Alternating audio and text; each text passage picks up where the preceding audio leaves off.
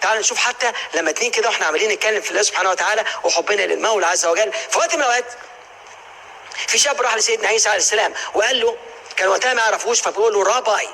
كلمة راباي يعني عارفين كأنه زي شيخ هنا وبتاع، بيقول له راباي أنا قلق من الغد. شوف رد عليه. طبعا خدوا بالكم أنا بتكلم الأنبياء ورسل الصحابة وأولياء الصالحين ما ننساهمش، أنا متعلم منهم كتير.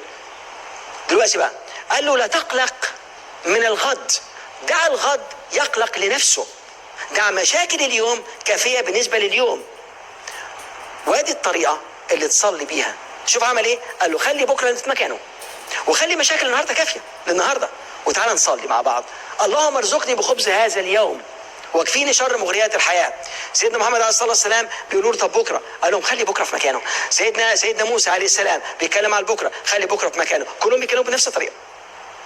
ليه؟ لان في وحي بيوحي لهم يتصرفوا ازاي، يتكلم ازاي، يتصرف ازاي، اسلوب جميل جاي من عند الله سبحانه وتعالى. الكلمه نفسها محسوبه، فتقول دي كلمه انا ما اقدرش اقولها، ما اقدرش اقولها، ليها معنى اكبر واوسع بكتير من اللي انا اعرفه. كل حرف له نظام، كل حته ليها نظام. فالروعه الالهيه بنتعلم منهم ونرجع تقول لك طيب احنا خدنا خريطه، هي الخريطه خدنا ادراك، ايه هو؟ اخلاقك. فبيها لو انا عايز اطلع كده فوق الحجاب الحاجز، ومن هنا طلعت من تحت من ادي جذوري، طلعت اثبتت بيها وجودي، وطلعت للذات، من الذات هنا نصها فوق ونصها تحت، رحت طالع فوق كده الحجاب الحاجز، وبدات ابص على كل العالم من فوق. واصبح مهم جدا بالنسبه لي ان انا انجز، بس انجازي مش دنيوي. لا يهمني ان انا اوريك عربيتي ولا شقتي ولا لبسي ولا شكتي ولا مفتاح مش عارف ذهب ولا يهمني.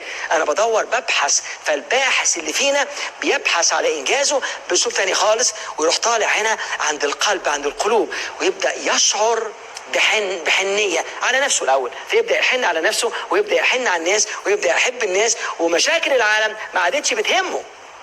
وراح طالع شويه عند الحلق هنا، بدا يعبر عن العنايه الالهيه، وطلع هنا عند الجبين، رؤيته اصبحت واضحه، هي التقرب من الله سبحانه وتعالى، حب المولى عز وجل. وكل ما تفكر في المولى عز وجل تبكي من غير ما تعمل مجهود عشان تبكي من روعه الله سبحانه وتعالى وحبك له. فاصبح الحب خلاص. تاكد بقى طالما انت بتحب الله سبحانه وتعالى بالاسلوب دي، ربنا بيبص لك وبيحبك 10 مرات اكتر من الطريقه دي، بعده هو المولى عز وجل. وتروح طالع هنا في التاجيه، واصبحت رسالتك واضحة، أصبحت رسالتي روحانية. هنا تحت أنا كنت بشر عندي رسالة، أنا كنت بشر عندي تجربة روحانية. رحت طالع فوق، أصبحت أنا روحاني عندي تجربة بشرية. رحت طالع كده فوق وتبص الروعة من هنا تحت الحجاب الحاجز. وهنا أقول لك إزاي أدي الجذرية وأدي الوجودية وأدي الذاتية وأدي القلبية وأدي الحلقية وأدي الجبنية وأدي التاجية. وتبص تلاقي فيهم كلهم لا إله إلا الله محمد رسول الله، الله في الوجود،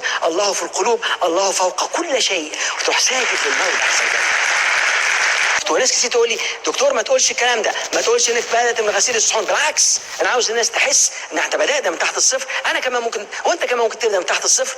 واحد يقول لي انا كنت على الحديده، انا بعت الحديده، انا كنت تحت الحديده. هتقول لي حديده ايه؟ لكن انت بتمشي، مش مهم بدات فين، المهم هتنتهي فين. مش مهم المشكله فين، المهم هتاخدك ولا انت تاخدها فين. مش مهم انت فين، انت بتبدا هنا بالامكانيات اللي عندك، بالوقت اللي عندك، بالنظام اللي عندك. وان شاء الله طول ما انت عارف الطريق فين وبتحط المجهود فيها وبالاسباب كلها، وتتوكل على الله سبحانه وتعالى وبطاعه تامه، تاكد ان الله لا يضيع اجر من صنع عمله. وبشر الصابرين وبشر المؤمنين. ربنا بشرك، عاوز ايه تاني؟